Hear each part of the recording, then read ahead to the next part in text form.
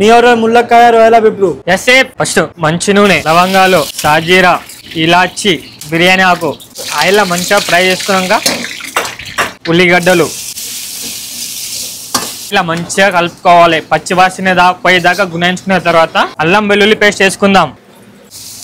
ఇప్పుడు మంచిగా అది పచ్చివాసన పోయిన తర్వాత టమాటాలు వేసుకుందాం.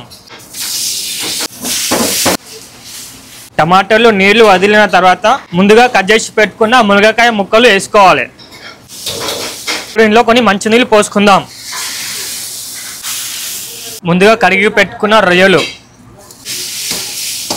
వీటన్నిటిని మంచిగా గుణించుకోవాలి.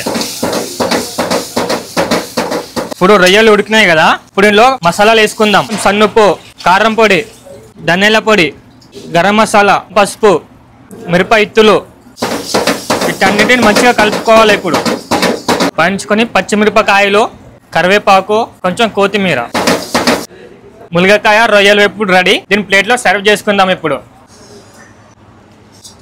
ఇప్పుడు పైనుంచి కొంచెం కాజు, ఫ్రై చేసిన పచ్చిమిరపకాయలు, కరివేపాకు